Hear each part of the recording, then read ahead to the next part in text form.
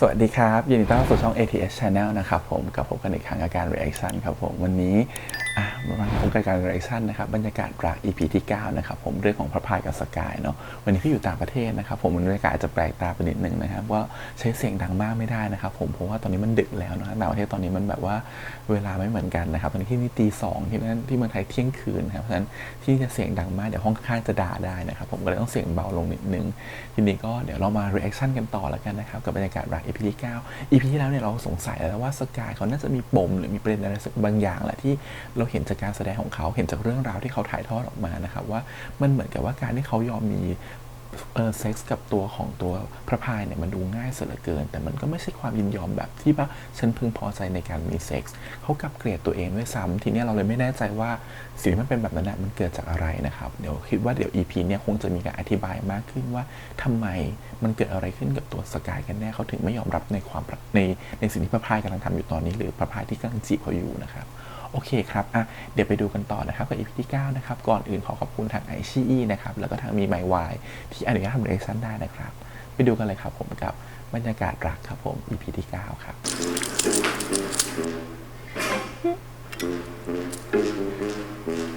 น้องพีนน่ารักมากเลยเนาะอรุณสวัสดิ์ครับน้องสกายเด็กอะไรใจร้ายจังเจอหน้าพี่แล้วหนีเลยเหรอครับถ้าพี่จะมาดอกไม้คืนอ่ะผมทิ้งไปแล้วทิ้งดอกไม้พี่ไปแล้วด้วย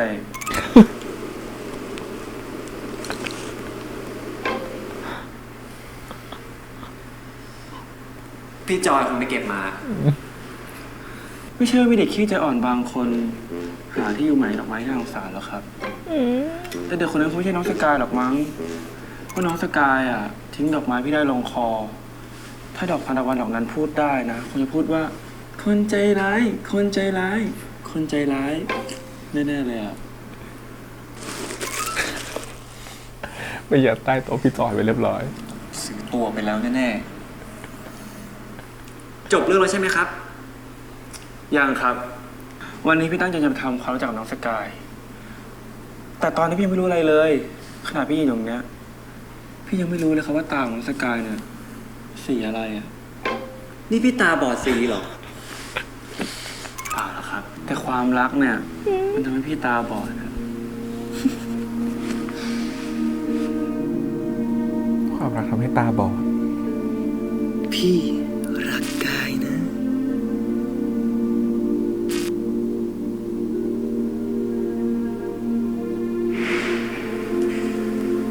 ความรักทำให้ตาบอด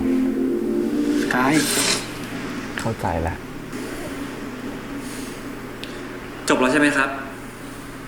เป็นอะไรไหมไม่เป็นไรแต่จะเป็นถ้าพี่ไม่ปล่อยผมไปซื้อข้าวสักที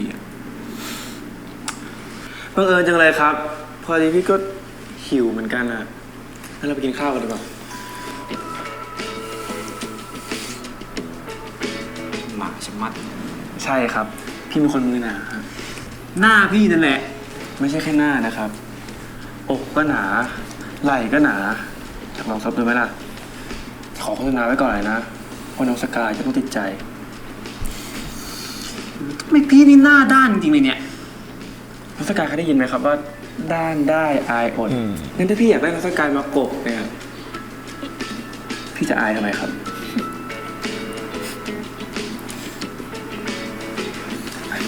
กินข้าวกัน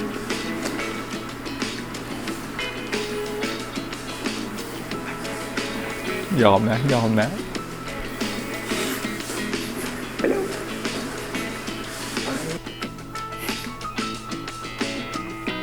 เป็นสายลมที่พัดผ่านไปได้ไหมครับ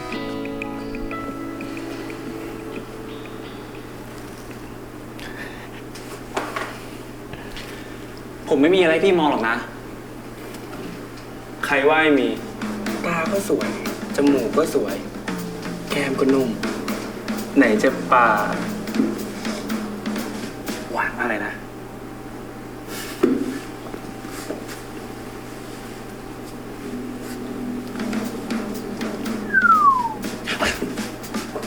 อุ๊ยเจ็บ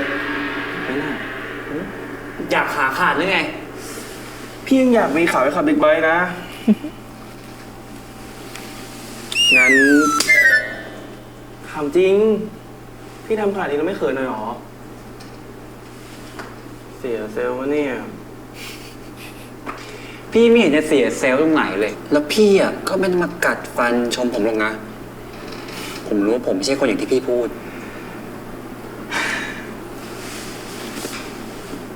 พี่ไม่ได้กัดฟันชม พี่ชอบผมดุ้งๆแบบคุณพูดถึงน้องสกายนะ อุ้ย ถึงตาจะดูง่วง อุ้ย ๆเสื้อยืดย้วยๆแล้วก็ขี้รองเท้าแตะมาว่าเถอะ แต่พี่ก็มองหน้าเขาอยู่ดี แล้วที่สำคัญ น่า นะ รัก พี่ไม่เคยเดทใครแล้วเป็นธรรมชาติอย่างนี้มาก่อนเลยแล้วที่น้องสกายเจาะที่ก็ชอบนะ ชอบหัวนมเหรอเขินแล้วเนี่ย ฉันว่านางต้นโดนแบบทรมานทรกรรมมาตอนสมัยก่อนคนรักเก่าแน่เลยอะ ตกลงจะได้บอกพี่จริงดิว่าเจาะตั้งแต่เมื่อไหร่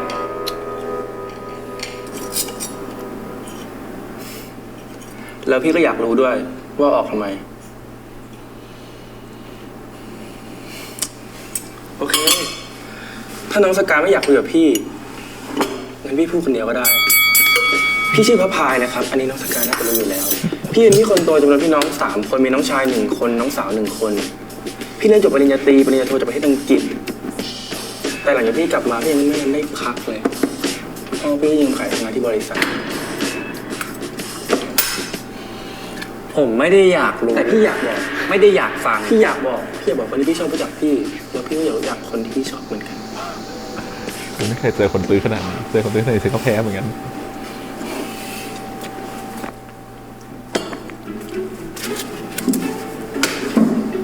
อิ่มแล้ว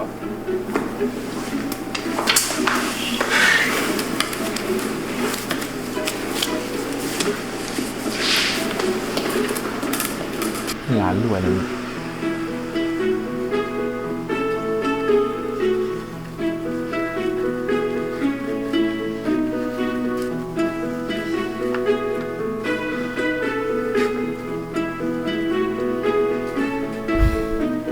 ผมไม่รู้พี่ติดอะไรผมนักหนานะ แต่ถ้าเกิดพี่อยากหาคู่ขาหรือว่าเซ็กเฟรนอะพี่มาผิดที่แล้วครับ คืนนั้นน่ะ ผมทำกับพี่เพราะว่าจำเป็น แล้วผมไม่อยากจะนอนกับพี่เป็นครั้งที่2ด้วย เป็นเด็กไม่ดีเลยนะ ได้แล้วจริงเหรอครับ ไม่ว่าพี่จะหวานเสน่ห์หรือกลมประสาทผมยังไงอะคำตอบก็ยังเหมือนเดิมครับ คืออย่ามายุ่งกับผม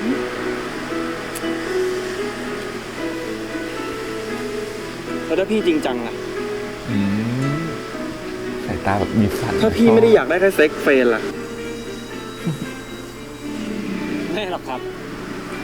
คนอย่างพี่อ่ะไม่จริงจังกับใครหรอก พี่แค่สนุกเพราะว่าเห็นผมไปเล่นด้วย ผมว่าผมพูดหมดแล้ว หลังจากเนี้ย ก็อย่าเสียเวลามายุ่งกับผมอีก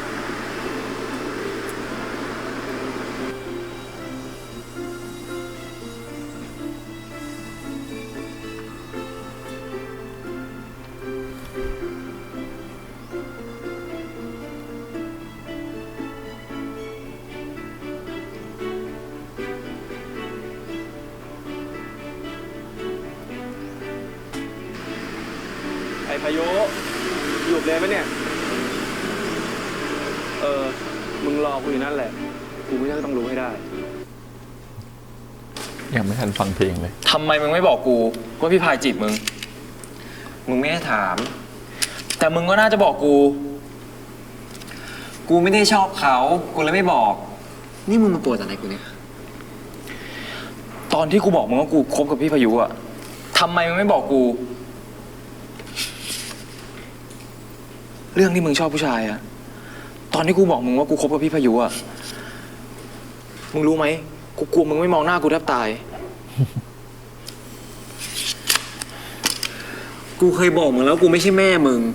มึงจะคบกับใครกูรับได้ทั้งนั้นอะและอีกอย่างนะ กูจะชอบผู้หญิงหรือว่าชอบผู้ชายอะกูก็ไม่เห็นมันจะสำคัญตรงไหนอะ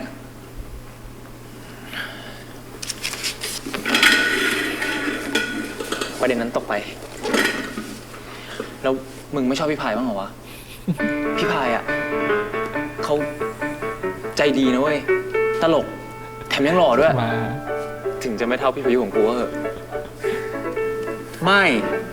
แล้วกูก็ไม่ได้คิดว่าพี่เขาหล่อด้วย มึงไม่ต้องไปรับสินบนแล้วก็ไม่ต้องมาเสี่ยมกูเลยนะ ทับสินบนไปเรียบร้อย เฮ้ย หรือว่ามึงยังลืมแฟนเก่าไม่ได้วะ มึงบอกว่ามึงรู้เรื่องงานแข่งรถจากแฟนเก่ามึง งั้นแปลว่า พี่พายุก็ต้องรู้จักแฟนเก่ามึง ใช่ป่าวะ ถ้ามึงยังเป็นเพื่อนกูอยู่นะ อย่าพูดถึงไอ้เฮี้ยนั่นอีก เข้าใจไหม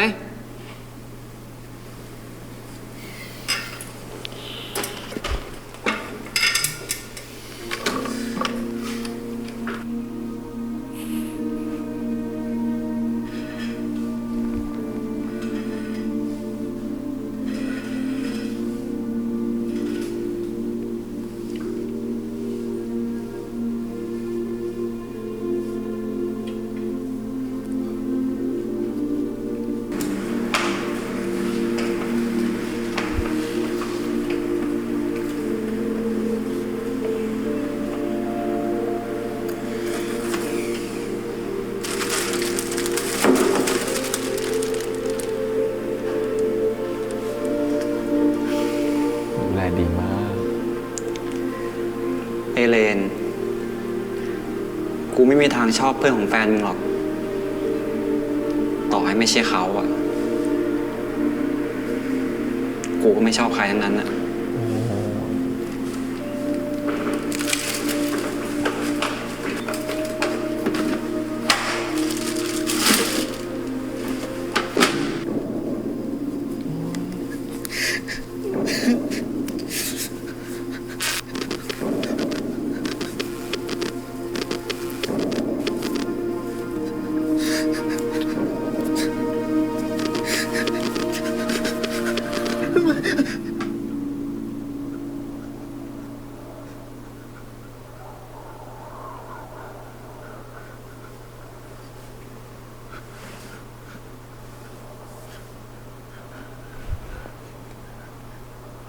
ใจเย็นๆให้กาย แค่ความฝัน ไม่เป็นอะไร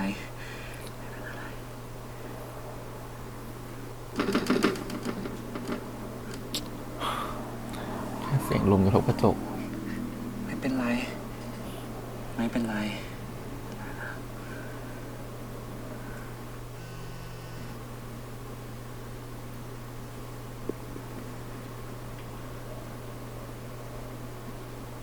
พี่ต้องไปทำงานต่างจังหวัด1 อาทิตย์ ช่วงที่พี่ไม่อยู่อย่าลืมคิดถึงพี่นะครับ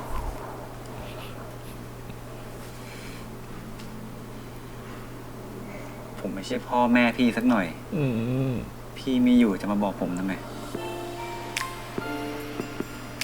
ก็ชอบเขา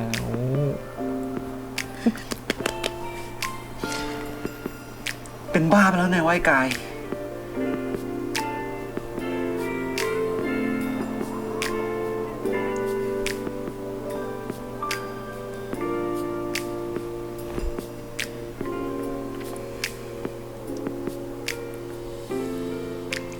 บล็อกเลยเหรอ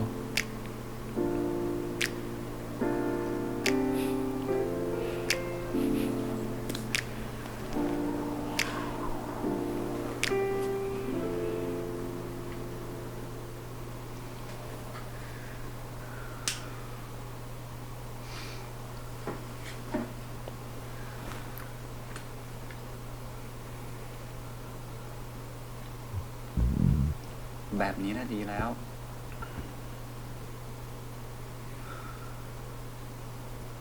เดี๋ยวมันก็ผ่านไป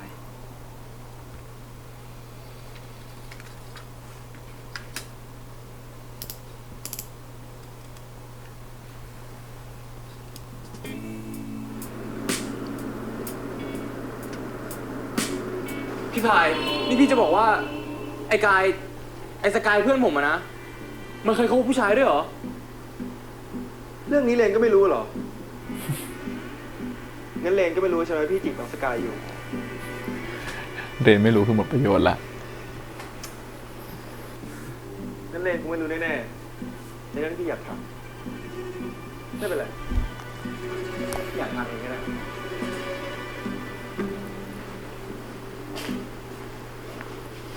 พี่เพื่อนพี่จะจีบเพื่อนผมแล้วเนี่ยทำอะไรสักอย่างดิ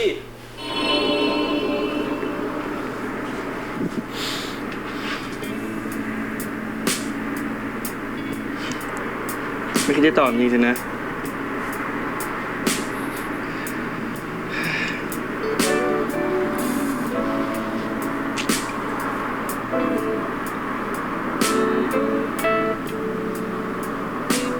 แล้วทำไมทำหน้าแบบนั้นวะ น้องเล่นละเอียด สกาย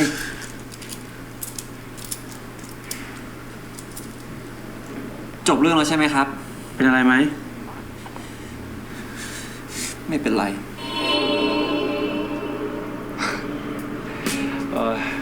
ทำไมคุณต้องมาคิดมากเรื่องเด็กคนนี้ด้วยเนี่ย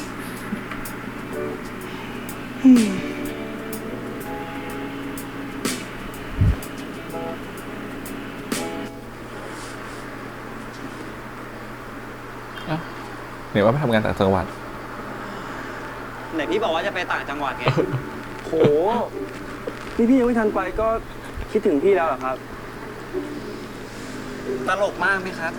ก็ไม่มากหรอก นี่แค่อยากมาเห็นหน้าน้องสกายสักครั้งก่อนไปทำงานต่างจังหวัด แต่ถ้าน้องสกายมีความสุขเนี่ย พี่ก็โอเคนะ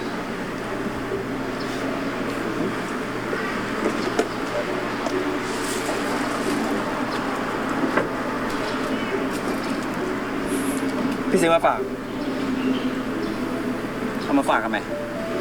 เขาอ้างมั้ง เพื่อจะได้เจอน้องสกายก่อนไปทำงานยาวๆ ร้านเนี้ย ดังมากเลยนะ พี่ต้องไปต่อคิวซื้อตั้งแต่ตี 5เลยอ่ะ ผมไม่ได้ขอสักหน่อย แต่พี่อยากทำมาดิคือจะมีเด็กแถวเนี้ย เห็นใจในความพยายามของพี่ไง ก็ผมบอกพี่แล้วไงว่าไม่ ไม่มีทาง พี่รู้ครับ แต่พี่เนี่ยเป็นพวกชอบความท้าทาย วันเนี้ยพี่ตั้งใจจะบอกน้องสกายว่า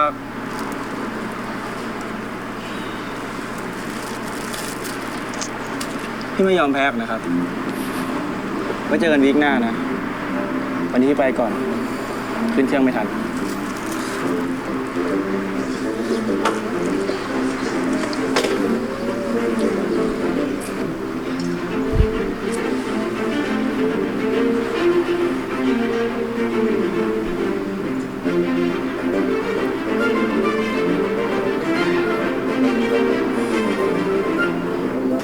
ใครที่ผ่านมาเดี๋ยวก็ผ่านไป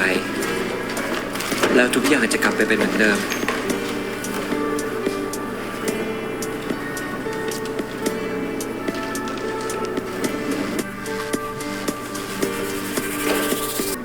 ไม่เป็นไรหรอก มึงก็รู้ดีว่าเดี๋ยวก็ผ่านไป อย่าไปฟังเสียงหัวใจ แค่เสียงในหัวก็พอ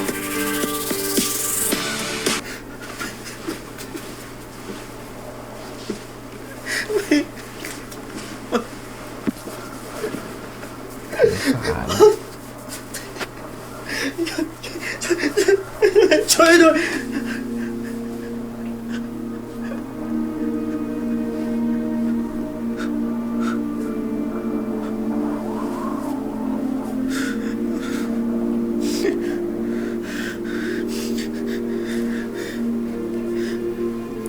ไม่เป็นไรกาย ไม่เป็นไร เดี๋ยวมันก็ผ่านไป ไม่เป็นอะไร ไม่เป็นไร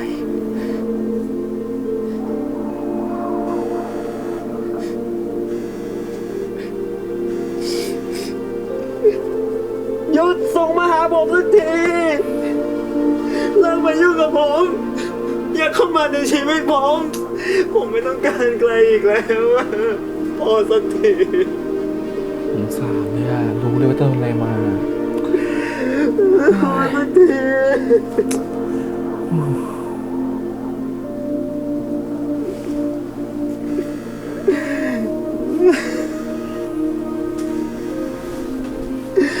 โอ๊ยหยุด หยุดส่งมาสักที หยุดสักที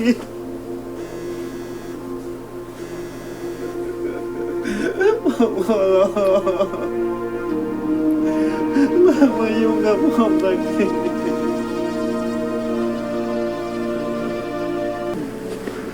อ้าวกายอ้าวกาย เฮ้ย มึงโอเคปะเนี่ย เชี่ยมึงตัวร้อน ผมไม่เป็นไร กินยาแล้ว มึงแน่ใจนะ กูว่าไม่โอเคกูก็ว่าไม่วะ ตายแล้วลูก เฮ้ย ไอ้กาย กาย โอ้โหเชี่ยทำไมตัวมึงร้อนขนาดนี้เนี่ย ยี่ร้อนจี ไม่เคยคิดถึงเขาทำงานเท่านี้มาก่อนเลยอะ ถ้าคิดถึงห้องทำงาน งั้นคุณพายก็ช่วยเคลียร์งานช่วงที่คุณพายไม่อยู่ให้เสร็จด้วยนะคะ โห คุณนี่ไม่มีอารมณ์ขันเลยนะ ค่ะ ฉันเป็นคนไม่มีอารมณ์ขัน และฉันก็คิดว่าไอซิมพวกเนี้ยทำให้คุณพายทำงานช้าลง ไม่เอาน่าก็เบอร์เก่าผมโดนบล็อก ผมก็ต้องเปลี่ยนใหม่ไปเรื่อยๆ เบอร์นี้ผมยังไม่โดนนะ เห็นไหม ทางนั้นอัดแล้วด้วย ว่าแล้วก็ ขอได้ยินเสียงหน่อยแล้วกัน เห็นแก่ที่คุณเหนื่อยมาทั้งอาทิตย์นะคะ งั้นเดี๋ยวเลื่อนตารางงานวันนี้ให้ค่ะ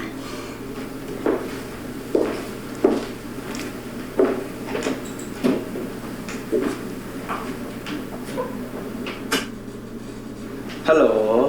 ยอมรับสายพี่แล้วเหรอครับ พี่พาย ไอ้กายป่วยหนักเลย ตอนนี้อยู่โรงพยาบาล พี่รีบมาเร็ว ฮะ อยู่ที่ไหนนะ เดี๋ยวพี่รีบไป นี่นะว่าเลขายอมปล่อยคิวให้แล้ว ไอ้กายล้มในห้อง มันตัวร้อนจีเลยพี่ ดีที่เพื่อนผมตั้งสติได้เลยพากันมาโรงพยาบาล โรงพยาบาลอะไร เดี๋ยวพี่ไปหา ไม่พี่พาย ผมกำลังจะพามันกลับหอ ดูแลน้องสกายดีๆ พี่กำลังไปชิดเร็วดิวะรถเยอะเลยขนาดนี้เนี่ย น้องสกายคนนั้นนั่นแหละ คนที่ตัวขาวๆอยู่ห้อง 207 อ่ะ นี่ ฉันเนี่ยไม่อยากจะเมาเลยนะ ก่อนหน้าเนี้ยเอาดอกไม้มาให้ แต่อาทิตย์นี้ไม่แผ่วนะจ๊ะ เจ้าตัวไม่มาแต่ว่าสั่งอาหารมาส่งไว้ให้ ฉันนี่แหละที่ต้องเป็นคนเอาไปห้อยไว้ให้หน้าห้อง แต่จะทำยังไงได้อ่ะ คือน้องพายเนี่ยเขาฝากเนื้อฝากตัวไว้แล้วแล้วก็โอ๊ยรอขนาดนั้น ฉันน่ะมันก็คนใจอ่อนกระดุมหล่อซะด้วยสิ เอ้ยเนาะ แก มีเรื่องอะไรแน่ๆเลยว่ะ ขอไปเสือกแป๊บ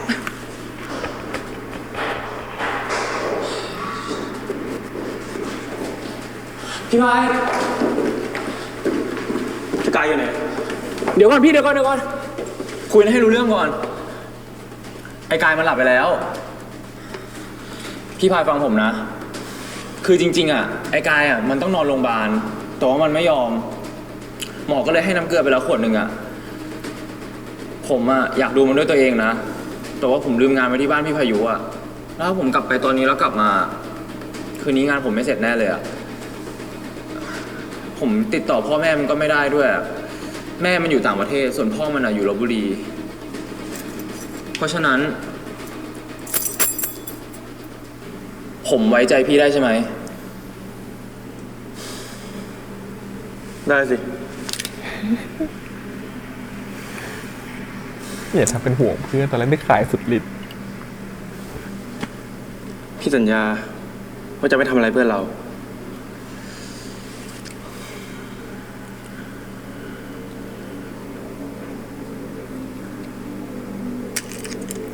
ผมฝากมันด้วยนะ แล้วถ้ามันตื่นอ่ะ พี่โทรบอกผมด้วยนะ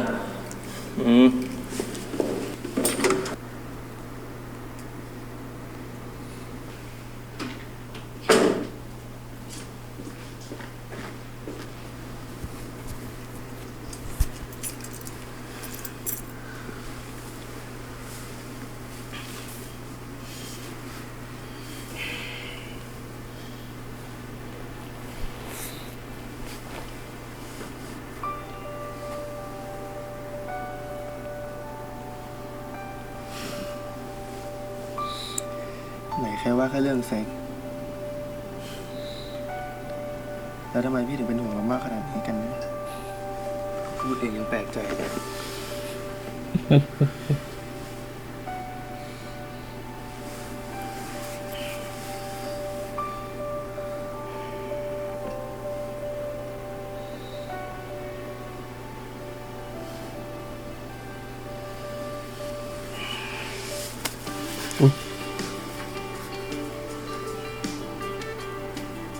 อย่าไปนะ พี่อยู่นี่ไงครับ ไม่ได้ไปไหน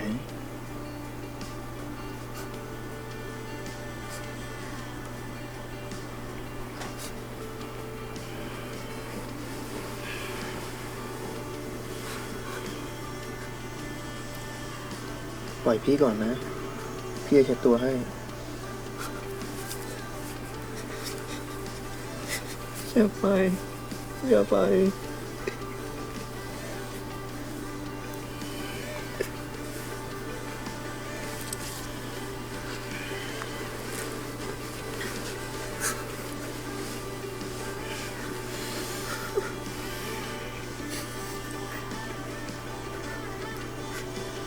อาการไข้ขึ้นจนเพ้อ พี่ยักษ์อยากรู้แล้วสิว่าเราคิดถึงไอเวนที่ไหนจนไม่ยอมปล่อยพี่แบบนี้อ๋อจริงสิ นี่พี่ควรขำเรื่องไหนก่อนดีเนี่ย ระหว่างโดนเข้าใจผิดว่าเป็นพ่อกับด่าว่าที่พ่อแฟนไว้เวย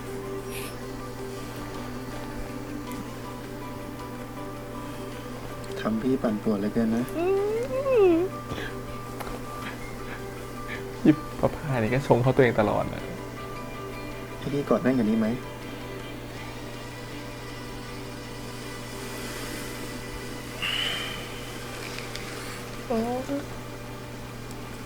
ให้พี่รู้ผมให้ไหม ถ้าเหมือนพ่อไง อันนี้เป็นพ่อทุนหัว พ่อทุนหัว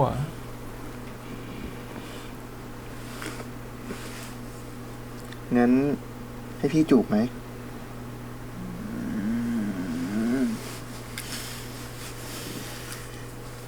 พี่ไม่แกล้งเอาหรอก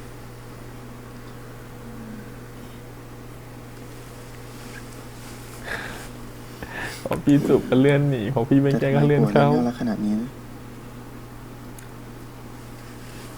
น่ารักมากเลยอะ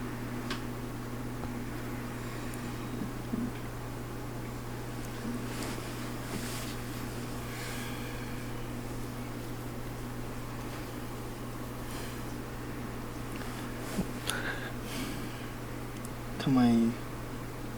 ชอบทำสายตามขอความช่วยเหลือตลอดเวลานะ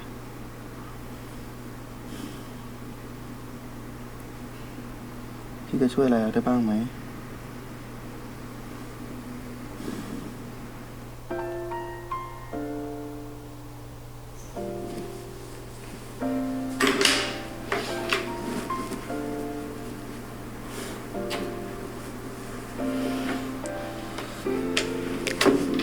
เช็ดตัวดูแลให้เรียบร้อย ตอนน้องป่วยไม่เคยดูแลเท่านี้เลย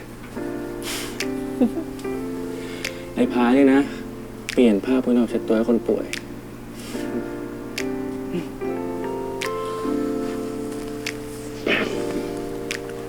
สกายจะคิดนะว่าพี่ต้องการแค่เซ็ก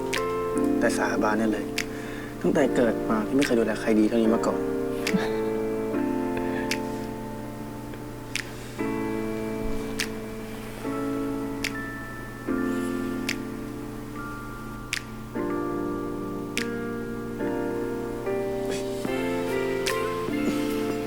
ไม่สิ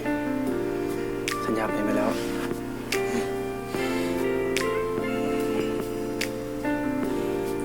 เอาละ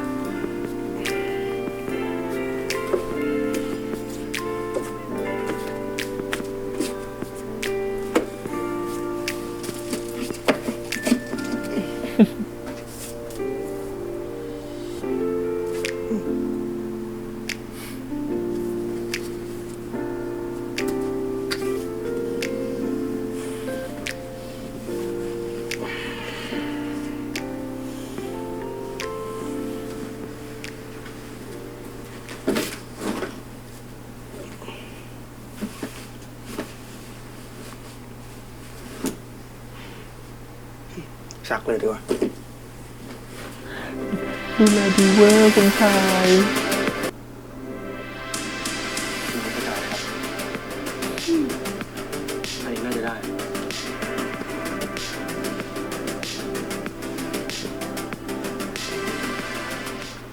พี่จะไม่ให้อะไรมาทำร้ายสกายได้ใจเย็นนะอย่าปล่อยผมนะ ผมขอร้องเร็วกว่าฟันแล้วทิ้งเนี่ย ก็ต้องใช้แล้วคุ้มไม่ใช่ตัวใจนั่นแหละครับ นอนไปก่อน เดี๋ยวข้าวมาพี่จะปลุกไปกินข้าวกินยา ผมไม่ชอบติดค้างใครอ่ะ เกิดมาไม่เคยแพ้ใครเท่านี้มาก่อนเลยว่ะ ตายนะครับอ่ะเดี๋ยวคุยกับที่ใหม่ละกันคือว่าEP นี้นะครับผมมันทำให้เราเห็นความสัมพันธ์ของสองคนนี้แบบชัดมากขึ้นนะครับผมทำให้เราแค่2 EP เนาะ EP ที่แล้วนี่ EP แรกของพระพายกับสกายเนาะที่เปิดตัวมาเต็มๆเงี้ยแล้วพอมาถึง EP ที่2เนี่ยมันทำให้เราเห็นว่าแบบเราเห็นภูมิหลังของเขามากขึ้นเห็นที่มาที่ไปมากขึ้นว่าทำไม2ตัวละครเนี่ยมันจะมารักกันได้นะฮะเอาไปทีละตัวละครละกันนะครับเริ่มมาที่ตัวของสกายก่อนละกันสกายเนี่ยคือว่าเราเห็นชัดๆเลยว่าการที่เขาเหมือนกับแบบที่เขามีเซ็กส์กับตัวพระพายไปในครั้งที่แล้วเนี่ยหนึ่งก็เพื่อเหมือนกับว่าเพื่อแบบตัดให้มันจบไปนะครับผมเขาคิดว่าพระพายต้องการเซ็กส์อะไรเงี้ยแต่จริงๆแล้วมันมีอะไรมากกว่านั้นตรงที่ว่าทำไมอยู่ดีที่เราถามคำถามไปว่าทำไมตัวสกายถึงยอมง่ายแบบนั้นนะฮะมันก็มีคำตอบของมันอยู่ตรงที่ว่าด้วยความที่ว่าเขาไม่ได้คิดว่า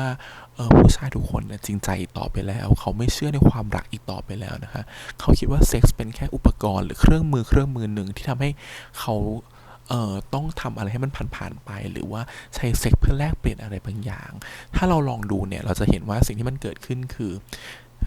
เรื่องพยายามจะสื่อว่าก่อนหน้านี้กับแฟนเก่าเขาน่าจะโดนแฟนเก่าหลอกให้เหมือนกับว่ามีเซ็กส์หมู่หรือว่าหลอกให้เป็นเครื่องมือของการมีเซ็กส์เป็นเซ็กส์ทอยนะครับอาจจะมีการให้เจาะหัวนมอาจจะมีการให้เจาะนู่นนี่นั่นเพื่อเป็นความสนุกในเรื่องของการมีเซ็กส์หรือเพศสัมพันธ์อย่างเดียวโดยอ้างว่าเขารักสกายนะเขาให้สกายทำอย่างนั้นทำอย่างนี้อะไรเงี้ยซึ่งสำหรับเราคิดว่ามันเป็นเหตุผลหนึ่งที่ทำให้ตัวสกายเขาชะงักตอนที่เหมือนกับพระพายพูดว่าความรักมันทำให้เราตาบอดเพราะว่าสกายก็เคยความรักทำให้เขาตาบอดเหมือนกัน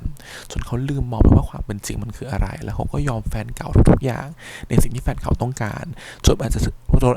จะเกินเลยไปถึงจุดที่เหมือนกับว่าเขาไปถึงการมีเพศสัมพันธ์แบบหมู่เพศสัมพันธ์แบบที่มันเป็นแบบการที่มันแบบใช้ความรุนแรงหรือว่าเป็นความที่มันเหมือนกับแบบมีความใช้ซาดิซึมหรือมาโซคิสเข้ามาเกี่ยวข้องอะไรเงี้ยซึ่งมันทำให้เขามีภาพจำที่ไม่ดีแล้วก็รู้สึกแย่กับความรักในครั้งนั้นจนขนาดตอนที่เรนพูดถึงแฟนเก่าเนี่ยเขารับไม่ได้เลยเขาบอกว่าเกลียดมากๆฉันไม่อยากให้พูดถึงแฟนเก่าฉันอีกเพราะฉะนั้นเนี่ยการที่มันฝังใจอะไรแบบนี้กลับมาจนเอามาเก็บมาเป็นฝันร้ายอะไรเงี้ยเก็บมาเป็นฝันร้ายถึงเหตุการณ์ครั้งเก่าอะไรเงี้ยแสดงว่ามันต้องรุนแรงมากๆพอมันรุนแรงมากๆมันทำให้รู้สึกว่าเขาไม่เชื่อในความรักอีกต่อไปแล้วความรักที่มันเกิดขึ้นนะเขารู้สึกว่ามันเป็นแค่คำหลอกลวงเพราะเขาเคยถูกคนที่เคยบอกรักเขาทุกวันหลอกเขามาก่อนเพราะฉะนั้นน่ะการที่พี่พายมาทำดีกับเขาบอกรักเขามันก็เหมือนกับสิ่งที่แฟนเก่าเขาเคยทำมาแล้วเพราะฉะนั้นน่ะมันไม่สามารถทำให้เขาใจอ่อนได้หรือพังทลายได้มันจะเห็นว่าตลอดเวลาว่าตัวละครพยายามจะบอกว่าเดี๋ยวมันก็ผ่านไปเขาไม่ทำดีกับเราหรอกเราเข้าใจดีเดี๋ยวมันก็ผ่านไปขอให้มันผ่านไปอะไรเงี้ยเขาไม่เชื่อในสิ่งที่พี่พายทำให้เขาคิดว่าเดี๋ยวมันก็ผ่านไปนั่นเป็นสิ่งที่ทำให้รู้สึกว่าพระพายมาถึงทำลายกำแพงในใจของตัวสกายแม่สักทีแต่ก็ใช่ว่าไม่ได้นะเพราะจริงๆพระพายก็รุกหนักเหมือนกันแล้วก็ตามตื้อสุดๆเหมือนกันมันทำให้ตัวสกายค่อยๆใจอ่อนลงแต่ด้วยความที่ใจมันรักเขาแล้วนะมันรู้สึกดีกับเขาแล้วนะมันรู้สึกว่าเขาได้รับการทนุถนอมเนาะได้รับการดูแลเนาะมันรู้สึกดีกับเขาแล้วแต่จริงๆแล้วเนี่ยเหตุผลในสมองหรือเหตุผลในหัวมันยังสั่งว่าเฮ้ยอย่าพลาดอีกเดี๋ยวจะเสียใจอีกอย่าไปแพ้เขาอีกเดี๋ยวจะเสียใจอีกอย่ายอมให้เขาอีกเดี๋ยวจะเสียใจอีกมันทำให้เขาสร้างเกราะกำบังโปรเทคตัวเองว่าอย่าเริ่มเลยดีกว่าอย่าคิดเริ่มมีความรักเลยดีกว่าจนทำให้เขาตอนเนี้ยอาจจะเป็นโรคกลัวความรักไปแล้วก็ได้คือไม่กล้าจะมีความรักครั้งใหม่เพราะกลัวความรักครั้งใหม่จะเหมือนครั้งเก่าจนถึงขั้นเรารู้สึกว่าตัวของสกายไปถึงขั้นที่ว่าเขารู้สึกเขาไม่รักตัวเองแล้วเซลฟ์เอสติมเขาต่ำลงไปแล้วหมายความว่าเขาไม่รักตัวเองตรงที่ว่าเขารู้สึกว่าตัวเขา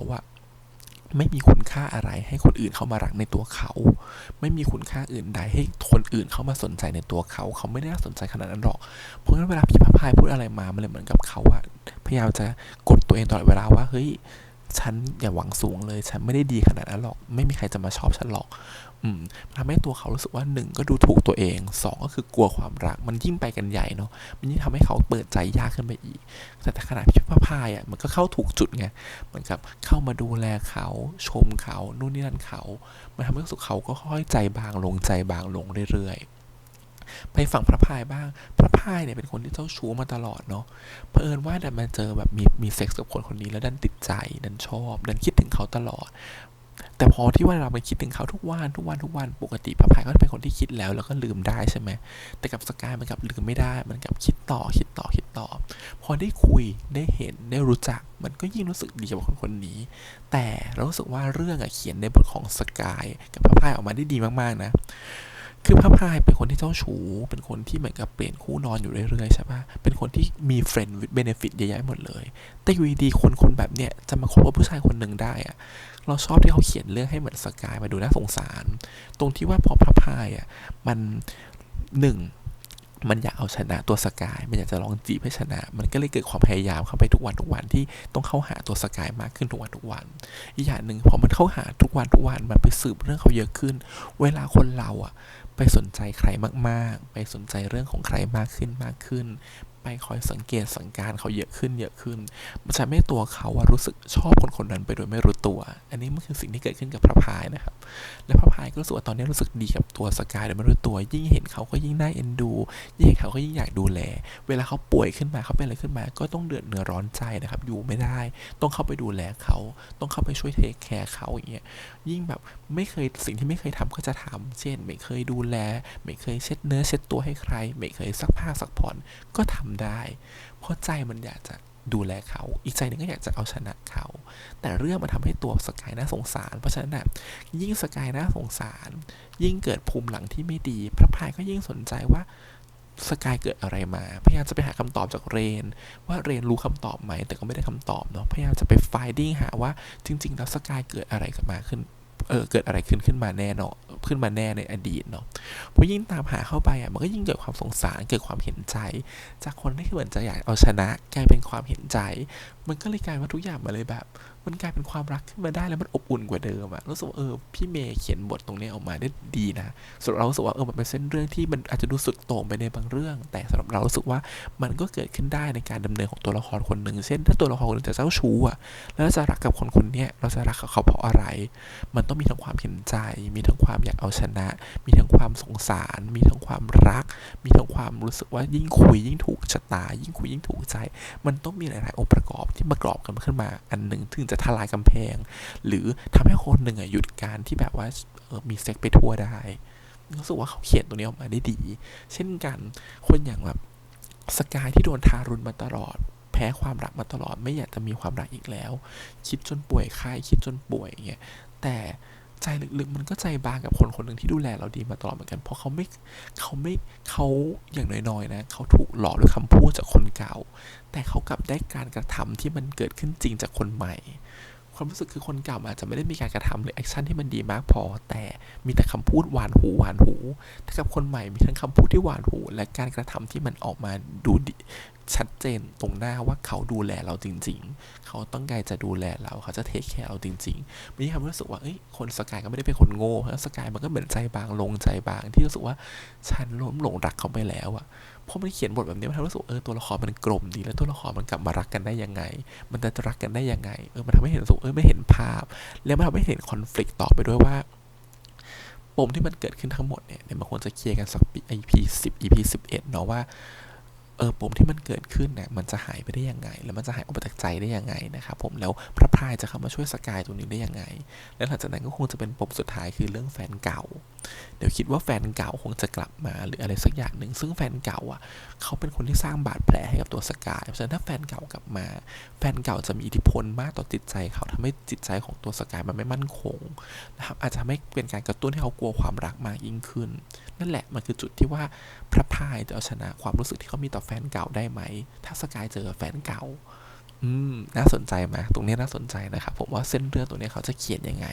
ก็ต้องรอไปลุ้นไปชมกัน แล้วเส้นเรื่องรองๆต่างๆก็เช่นเหมือนกับแบบมีเรื่องของซิกกับพี่ส้มเนาะที่ซิกไปแกล้งพี่ส้มมีไปหอมเนาะไม่รู้สุดท้าย2คนจะได้กันหรือเปล่านะซิกกับพี่ส้มมีการไปแกล้งกันแล้วก็มีเรื่องของเรนนิดหน่อยที่เรนก็พยายามจะเชียร์พระพายนะครับผมแล้วก็เรนก็อยากจะรู้ความจริงเหมือนกันว่าจริงๆสกายเกิดอะไรขึ้นมาแต่ก็ตัวเรนเองก็ไม่เคยรู้เรื่องนี้มาก่อนเหมือนกันยิ่งขนาดถึงเรนไม่รู้ด้วยซ้ำว่า